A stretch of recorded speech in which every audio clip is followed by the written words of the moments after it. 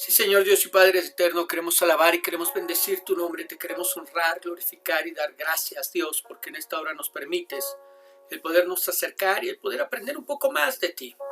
Trae sabiduría, trae entendimiento, trae revelación a nuestra vida. En el nombre de Jesús te lo pedimos. Amén.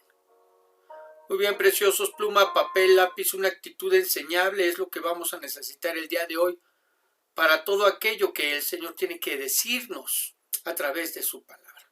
Seguimos con nuestra serie acerca de Juan 3:16 y el día de hoy hablaremos de la intensidad con la que Dios nos ama.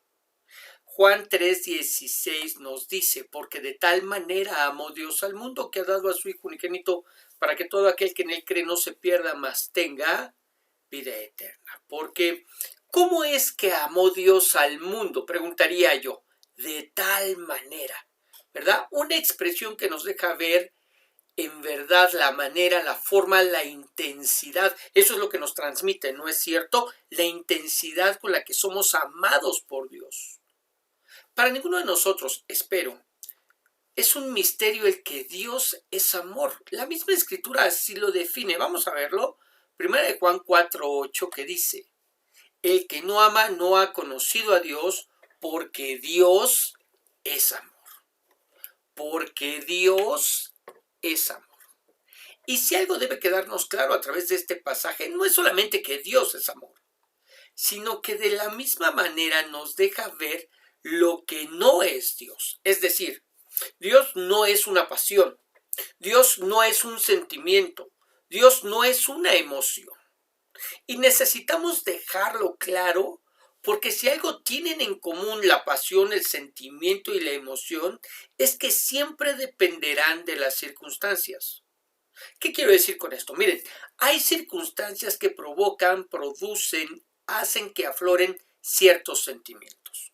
Por ejemplo, una película romántica nos hace sentir apasionados y un drama puede llevarnos a la tristeza, por ejemplo. La muerte de alguien nos puede hacer sentir tristes y reflexivos. Sin embargo, el nacimiento de un niño nos puede hacer sentir felices y optimistas. Es decir, muchas veces nuestro estado de ánimo depende de las circunstancias. Pero Dios no es un estado de ánimo. Dios no es una pasión o una emoción que depende de las circunstancias. Dios es amor.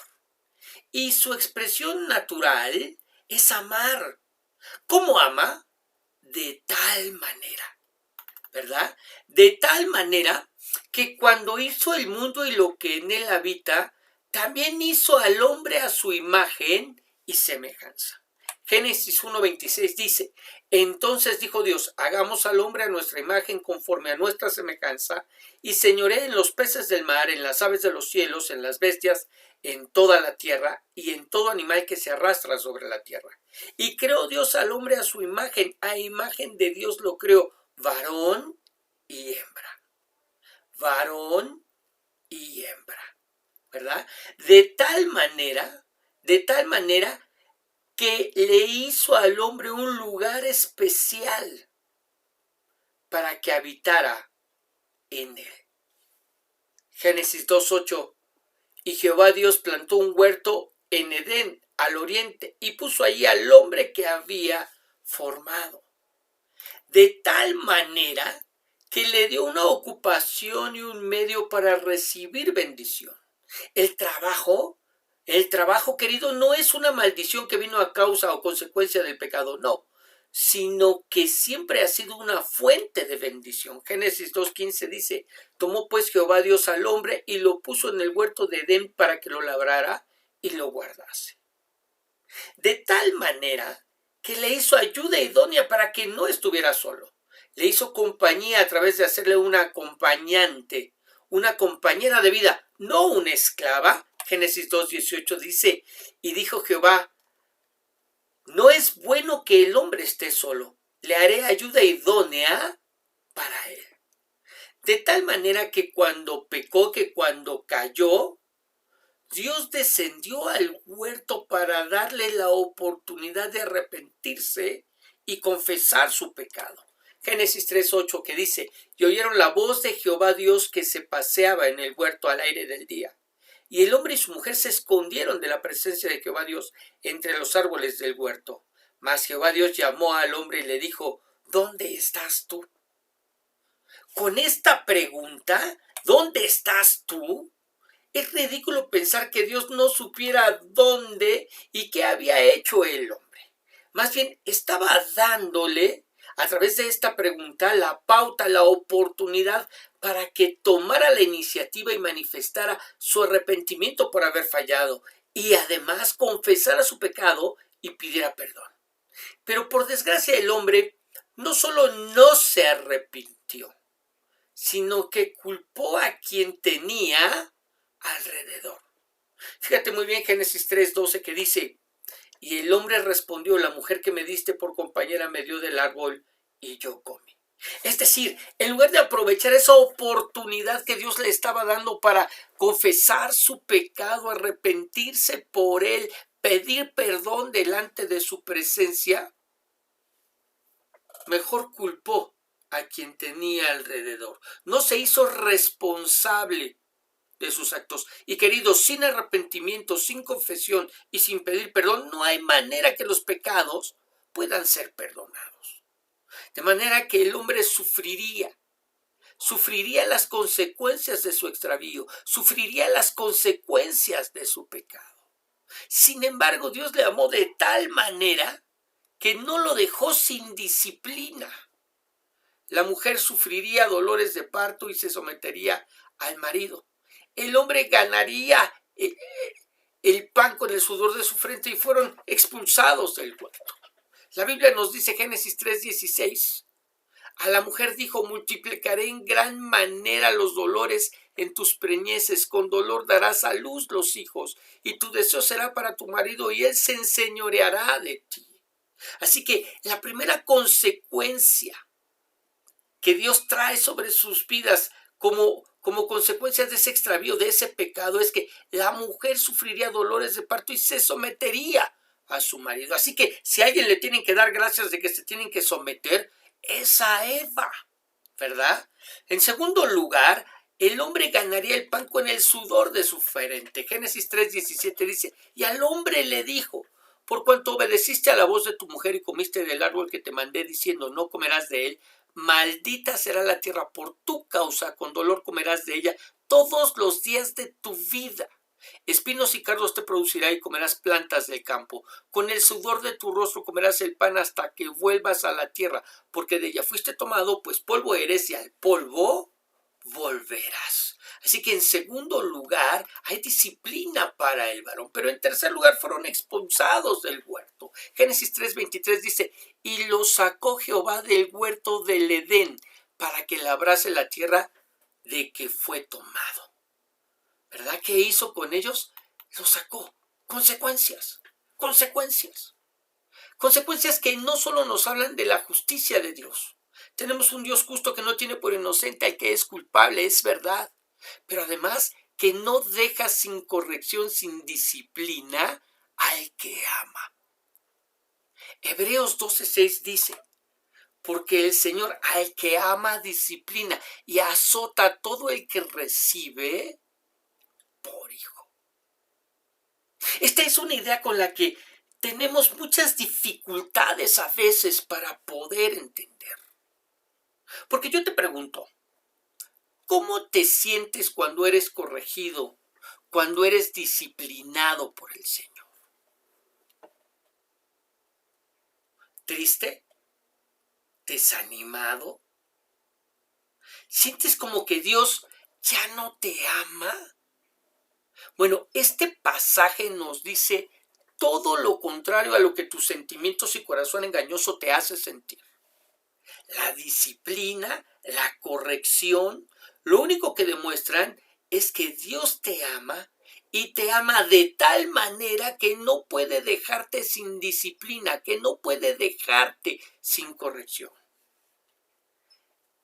Y además, eres un hijo de Dios, que de ninguna manera será tratado de manera diferente a como un verdadero padre trata a sus hijos, porque ¿qué hijo es aquel a quien el padre no disciplina?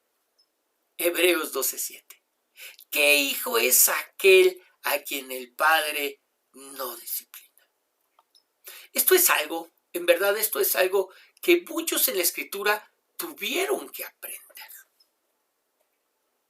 Moisés, por ejemplo, no entró a la tierra prometida cuando el pueblo al que sacó de Egipto lo hizo. Y entonces se tuvo que conformar con verla de lejos. Esta es una historia que en verdad a muchos de nosotros nos pudiera parecer al principio injusta. ¿Por qué lo digo?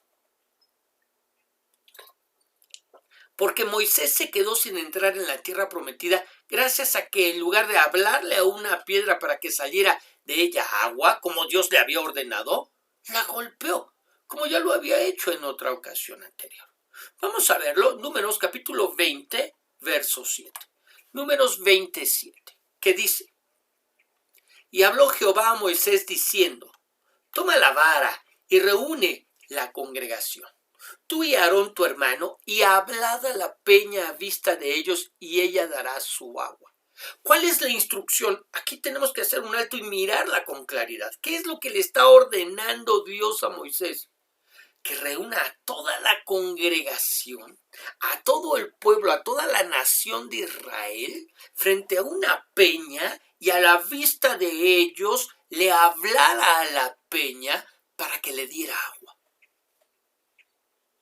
Digo, se escucha sencilla la instrucción, pero quiero que te pongas por un instante en los pies, en los zapatos de Moisés.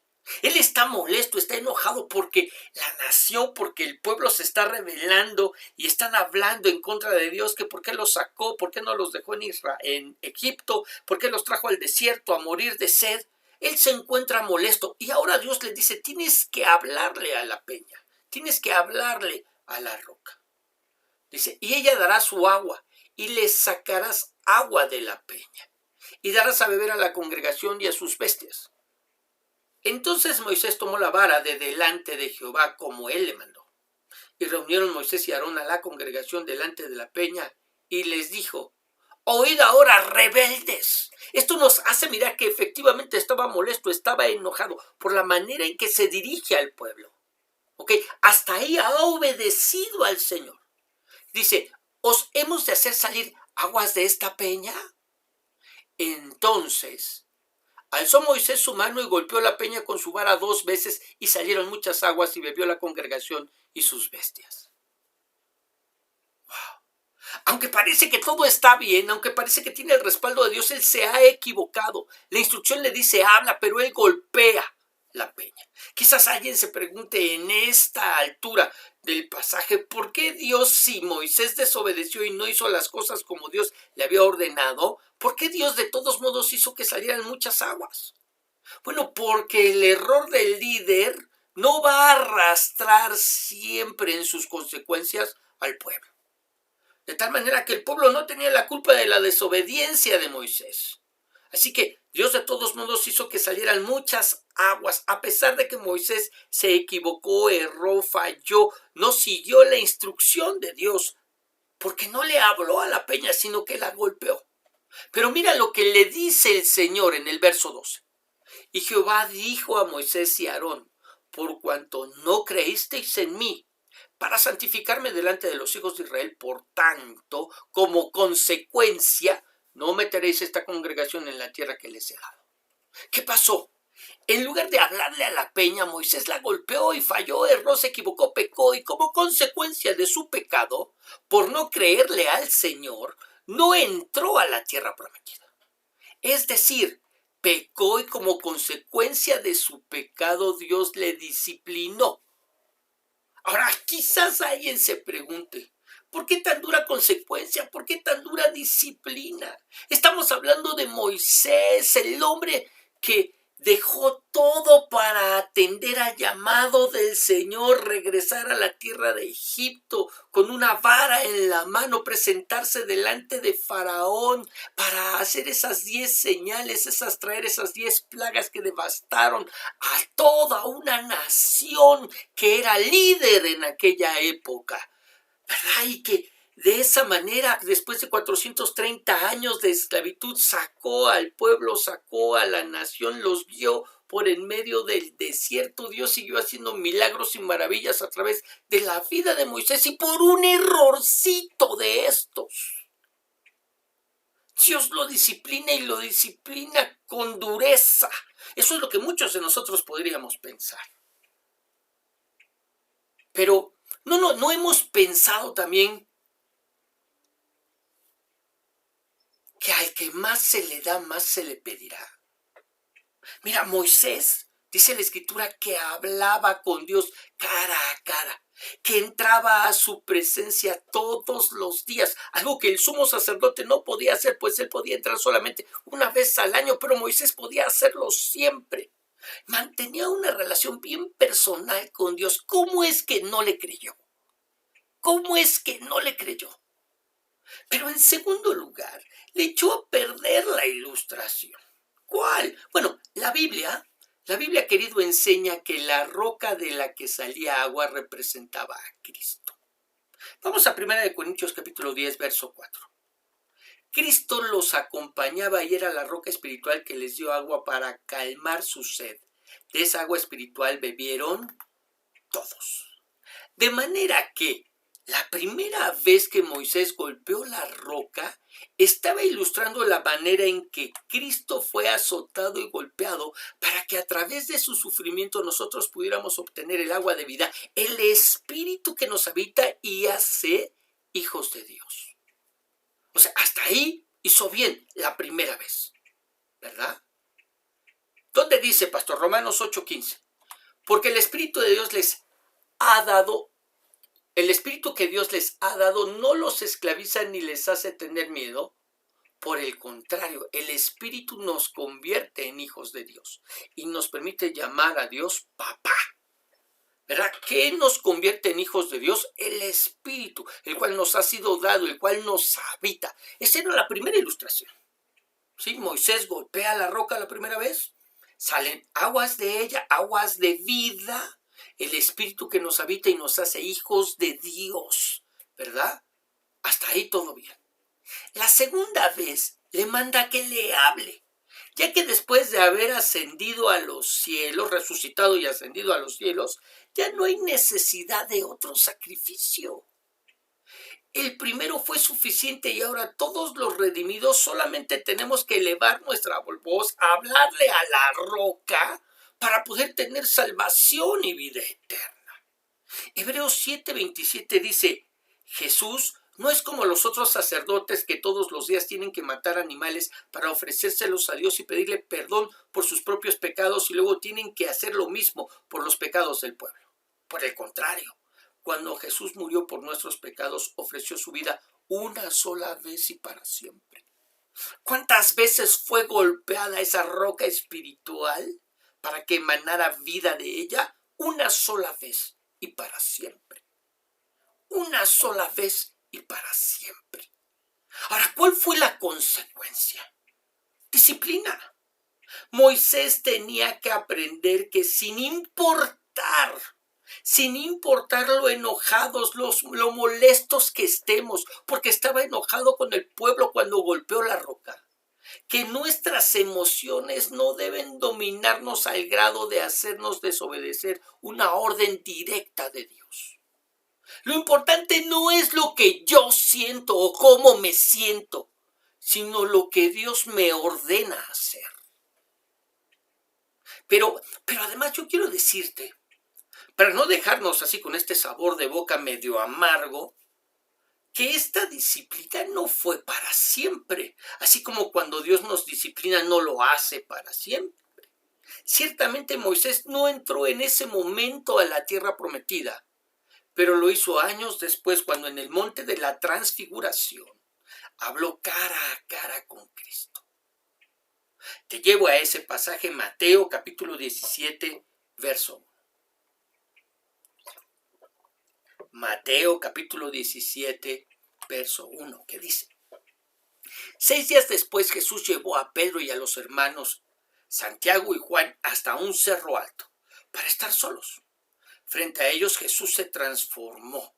Su cara brillaba como el sol y su ropa se puso tan blanca como la luz del mediodía. Luego los 3 discípulos vieron aparecer a Moisés y al profeta Elías, y ellos conversaban con Jesús. Y ellos conversaban con Jesús. Finalmente Moisés vio, entró, estuvo en la tierra prometida. Ahora, también podríamos hablar de cómo es que David miró cómo es que la plaga mató a cientos de hombres de su pueblo gracias a su pecado. ¿Cuál pecado? A que censó al pueblo. O cómo la nación de Israel fue derrotada, sometida y llevada cautiva por sus enemigos por haber abandonado a Dios en 2 ocasiones, con los asirios y los babilonios. Pero mejor, hablemos de cómo es que Pedro fue confrontado por el amor de Jesús resucitado por haberle negado 3 veces. ¿Qué pasó? Pedro sigue al Señor Jesús hasta el patio del sumo sacerdote. Y estando ahí, niega al Señor 3 veces tal y como el mismo Señor se lo había advertido. Mateo 26:33, que dice, respondiendo Pedro le dijo, aunque todos se escandalicen de ti, yo nunca me escandalizaré. Jesús le dijo, de cierto te digo que esta noche antes que el gallo cante, me negarás 3 veces. Algo que efectivamente sucedió, pasó. Pero un día, pasado, ¿verdad? El tiempo de la negación de Pedro, un día Pedro decide irse a pescar. Y algunos de los discípulos decidieron acompañarlo también. Habían intentado pescar toda la noche y nada lograron. Al otro día, muy de mañana, un hombre desde la orilla les grita que tiraran las redes a la derecha de la barca. Al hacerla, estas se llenaron de peces. De inmediato Pedro supo que ese hombre era el Señor. Se puso la ropa y se tiró al agua para nadar a la orilla y encontrarse con él. Cuando llegaron, Juan 21:12 dice, Jesús les dijo, vengan a desayunar. Ninguno de los discípulos se atrevía a preguntarle quién era. Bien sabían que era el Señor Jesús. Jesús se acercó, tomó el pan y se lo dio a ellos, y también les dio el pescado.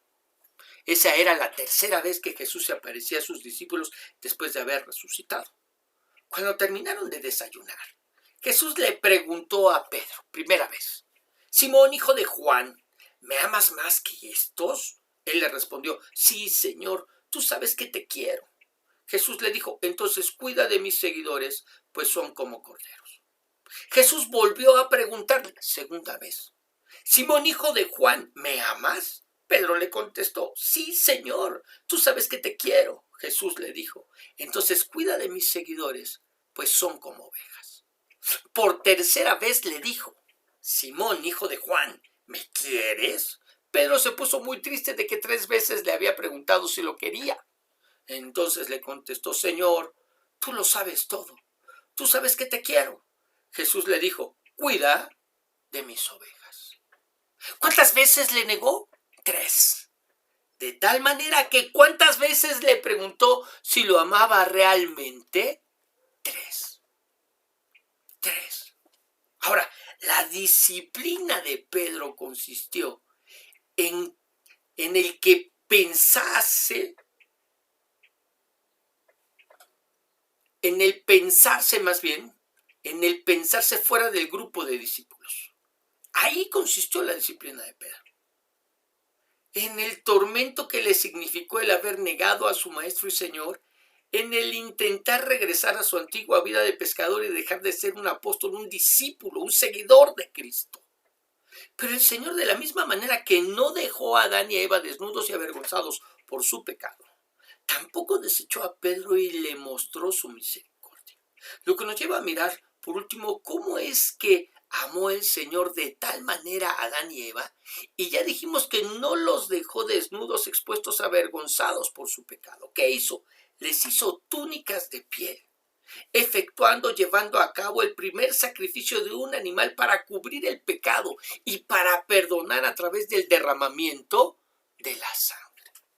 Génesis capítulo 3, verso 21, que dice, y Jehová Dios hizo al hombre y a su mujer túnicas de pieles y los vistió.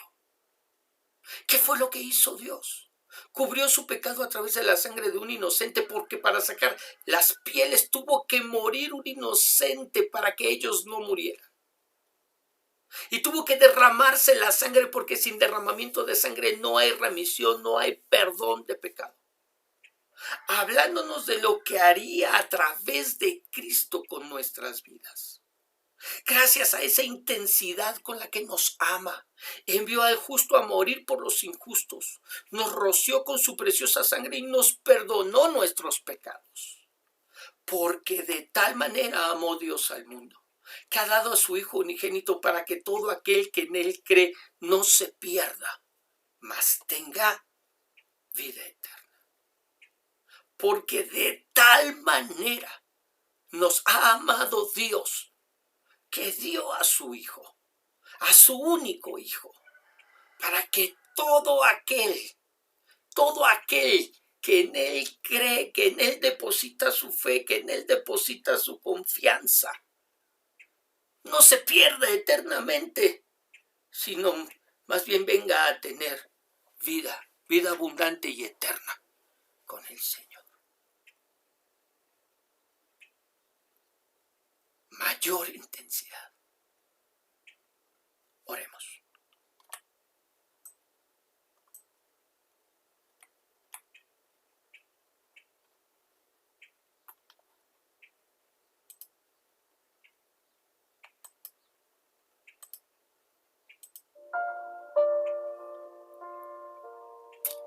Sí, Señor, queremos alabar y queremos bendecir y queremos glorificar y queremos honrar. Y Dios, es increíble todo lo que tú nos puedes enseñar a través de un pasaje que se supone y creíamos tener dominado. El poder reflexionar, pensar, meditar en esa intensidad, Señor, con la cual nos has amado y nos sigues amando hasta el día de hoy. Lo has hecho de tal manera, Señor, que nos llevas esculpidos en las palmas de tus manos. De tal manera que somos como la niña de tus ojos. De tal manera que ninguno se ha de perder, porque estamos en el mejor lugar en el que pudiéramos estar, en tus manos. Dios, en el nombre de Jesús, llévanos a la roca que es más alta que nosotros, a mirar estas verdades, a tener verdadera revelación, a poder manifestar que en verdad hemos entendido lo mucho que costó nuestra salvación y la manera en que tú te sigues manifestando, revelando como ese Dios de amor que nos ha amado de tal manera que ha dado a su Hijo para que todo aquel que en él cree no se pierda, mas tenga vida eterna. Señor, en el nombre de Jesús, que podamos ser mensajeros de buenas nuevas, que podamos llevar este mensaje a aquellos que lo necesitan, compartirlo con aquellos que urgentemente deben escuchar que en ti hay salvación y hay vida eterna. En el nombre de Jesús, Señor, te lo pedimos. Amén y amén. Muy bien, precioso, que el Señor te bendiga, que el Señor te guarde, que el Señor haga resplandecer su rostro sobre ti y te dé paz. Te recuerdo que todos los días nos estamos escuchando a través de los devocionales, que el día de mañana vas a recibir la enseñanza de 1 Corintios y que los días domingo estamos recibiendo esta enseñanza, esta serie de Juan 3:16. Que el Señor te siga bendiciendo.